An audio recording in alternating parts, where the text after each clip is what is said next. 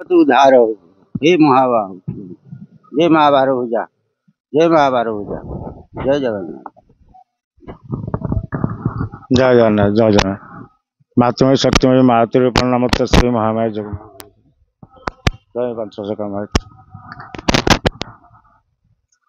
ये हूँ खंडगिरी आमर अमावास्या दिन ये आम सातटा गंगारू पानी आम कलश उठाई आम आणिले ये जगह पर आम प्रति वर्ष समस्त साधु सन्त मिसिकी ये कार्य को संपूर्ण कराऊ।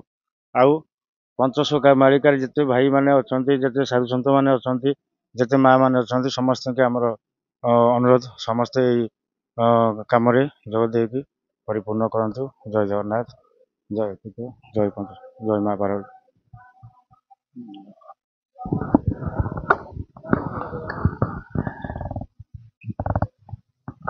ओम शरणागत दीनार्थ परित्राण परायणे सर्वसार्थी हरे देवी नारायणी नमस्तुते।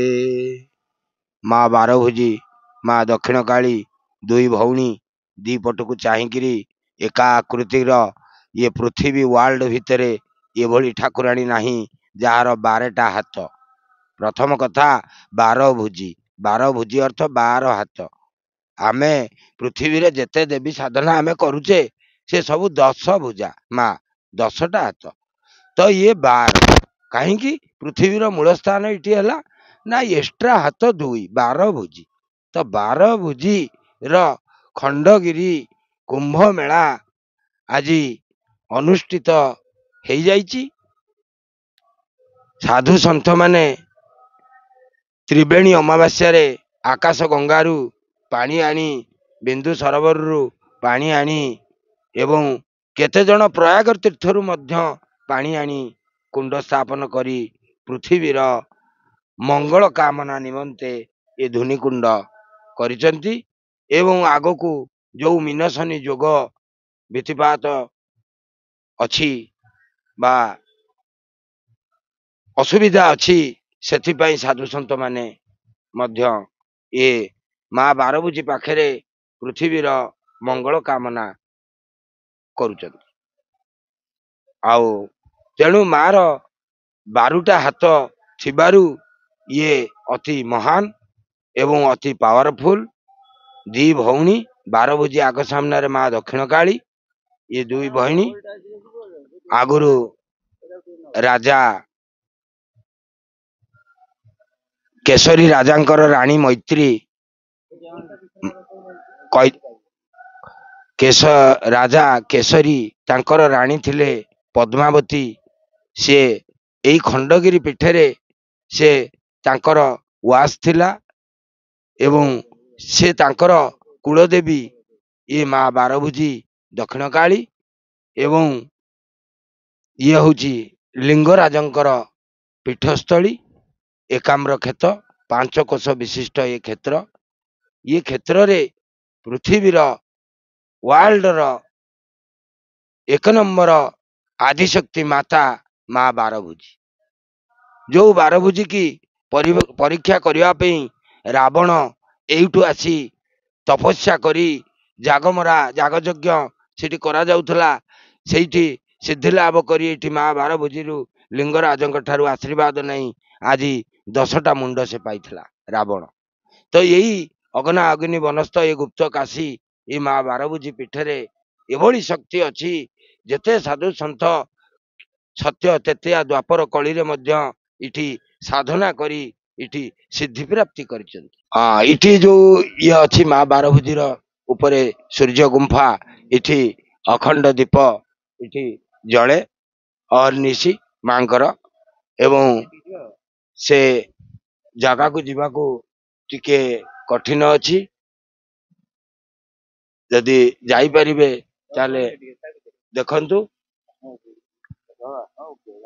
देखंतु तथापि आमे चेष्टा करूचु से माँ बारभुजीर जो अखंड दीप जो सूर्य गुंफा आज अच्छी से जगह आमे देखौचु आज ଏଠି ଏଠି ଦେଖନ୍ତୁ ଇଏ ହଉଛି ମାର ଗୁମ୍ଫା। ଏଠି ଅଖଣ୍ଡ ଅହର୍ନିଶି ଶଙ୍ଖ ଧ୍ୱନି ଶୁଭେ କାନେଇଲେ। ଏଠି ଯଦି ତୁମେ ବଂଶୀର ସ୍ୱର ଏଠି ଧ୍ୱନି ଶୁଭେ। ଏଠି ପ୍ରତିବର୍ଷ ଆମେ ଏଇ ଜାଗା ଉପରେ ଦୀପ କଳସ ବସାଇ ଆମେ ମାଙ୍କୁ ଏଠି ଧ୍ୟାନ ଆରାଧନା କରାଉ। ଏଇ ଜାଗା ଉପରେ ଆମର ଦୀପ ଲାଗେ ପ୍ରତିବର୍ଷ।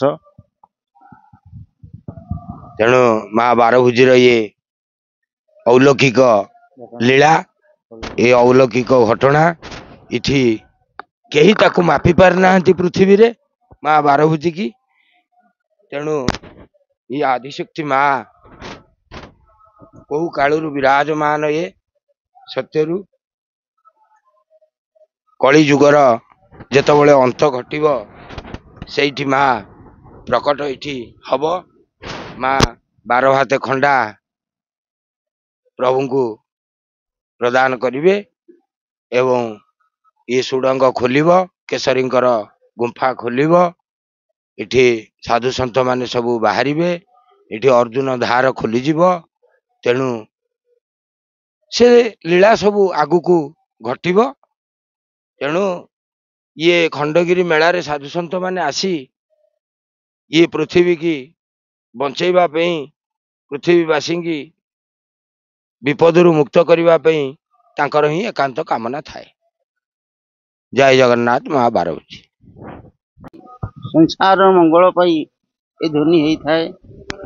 ବହୁ କିଛି ବିପଦ ଆପଦରୁ ରକ୍ଷା କରିବା ପାଇଁ ବହୁ ବାଟରୁ ସାଧୁସନ୍ଥ ମାନେ ଏଠାରେ ଆସନ୍ତି।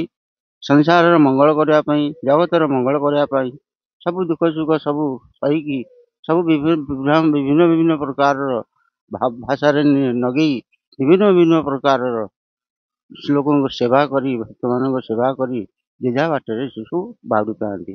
ତେଣୁକୁ ଏଇ ବର୍ଷକୁ ଥରେ କେବଳ ବହୁ ସାଧୁସନ୍ଥଙ୍କୁ ଆମେ ଦର୍ଶନ କରି ପାରନ୍ତି। ତେଣୁ ଅନ୍ୟ ବେଳେ କେତେବେଳେ ହେଲେ ଏକାଠି ତମେ ଦର୍ଶନ କରିପାରିବ ନାହିଁ। ତେଣୁ ଇଏ ଗୋଟେ ଯୋଉ ପ୍ରଭୁଙ୍କର ବହୁତ ନୀଳା। ତେଣୁ ୟା ଭିତରେ ବହୁତ ପ୍ରକାର ଯୋଉ ଅସତ୍ୟରେ ସବୁ ଲୋକେ ସବୁ ବାଟ ଚାଲିଛନ୍ତି। ତେଣୁ ସତ୍ୟକୁ କେବେ ହେଲେ ମନର ଆଗ୍ରତା ଇଚ୍ଛା ଶକ୍ତି ଆଣୁନାହାନ୍ତି। ତେଣୁ ତୁରନ୍ତ ଇଚ୍ଛା ଶକ୍ତି ଆଣି ପ୍ରଭୁଙ୍କ ଶ୍ରୀଚରଣରେ ସଦାବେଳେ ଭାବ ରଖି, ପିତାମାତାଙ୍କର ଭାବ ରଖି ସଦାବେଳେ ସମସ୍ତଙ୍କର ମଙ୍ଗଳ କାମନା ଚାହାନ୍ତୁ। ବା କାହା ଆତ୍ମାକୁ କଷ୍ଟ ଦେଲା ଭଳି କାହାକୁ ଗାଳିଗୋଚର କରନ୍ତୁନି। ସଦାବେଳେ ଶାନ୍ତିର ବାଟ ଦେଇ ଯାଆନ୍ତୁ। ତେଣୁ ସତ୍ୟ ଶିବଂ ସୁନ୍ଦରଂ ରଘୁରଂ କାହାକୁଷ୍ଟଂ ଗୁଣନିଧି ବିକ୍ରମ ଧାରିକଂ ଓಂ କରେ ଶାନ୍ତ। ତେଣୁ ଯୋଉଠି ଅଶାନ୍ତି ଲାଗୁଛି ସେଠି ଓମକାର ଶାନ୍ତି ନିଅ। ଓମକାର ଜପ କର, ଆପେ ଆପେ ସବୁ ସେ ଜାଗାରେ ଶାନ୍ତି ନା ହବ ହୋଇଯିବ। ତେଣୁ ଜୟ ଜଗନ୍ନାଥ। ଜୟ ଜଗନ୍ନାଥ, ଜୟ ଜଗନ୍ନାଥ। ଆଜ୍ଞା, ଡରିବାର କିଛି ଚିନ୍ତା ନାହିଁ। ପ୍ରତିବର୍ଷ ଆମେ ସମସ୍ତେ ସାମ୍ନା କରିଥାଉ ଏଇ ଭାଇରସକୁ, କିନ୍ତୁ ସମସ୍ତେ ଜାଣିଛନ୍ତି ଏଇ ଭାଇରସ ଆଜି ସାଧୁସନ୍ଥ ମାନେ ଏଇ ଚାରିକୋଣରେ ପୁରା ସମସ୍ତେ ବହୁତ କୁମ୍ଭମେଳା ପାଇଁ ପ୍ରସ୍ତୁତ ହୋଇ ସାରିଛନ୍ତି। କେବଳ ଏଇ ଭାଇରସ ଆଜି ଲୁପ୍ତ ହେବା ପାଇଁ। ଏଇ ଭାଇରସ ଆମର କୌଣସି କିଛି କ୍ଷତି କରିପାରିବନି। ଆମେ ସବୁବେଳେ ଡରି ଯାଉଥାଏ। ସମସ୍ତେ ସାଧୁସନ୍ଥ ଚାରିକୋଣରେ ହୋମ ଯଜ୍ଞ ଆହୁତି ଏଇସବୁ କରିବା ଦ୍ୱାରା ଏଇସବୁ ଭାଇରସ ଆମ ପାଖରେ କେବେ ବି ଆସି ପହଞ୍ଚି ପାରିବ ନାହିଁ। ଆମେ ସମସ୍ତେ ଭଲରେ ରହିବା। ସମସ୍ତେ ଆସିକି ଏହି ଖଣ୍ଡଗିରି ମେଳାକୁ ଅନୁଭବ କରନ୍ତୁ, ଆଉ ସମସ୍ତେ ଆନନ୍ଦ ନିଅନ୍ତୁ। ଏତିକି କହି ମୁଁ ବକ୍ତବ୍ୟ ଶେଷ କରୁଛି। ଜୟ ଜଗନ୍ନାଥ, ଜୟ ଜଗନ୍ନାଥ।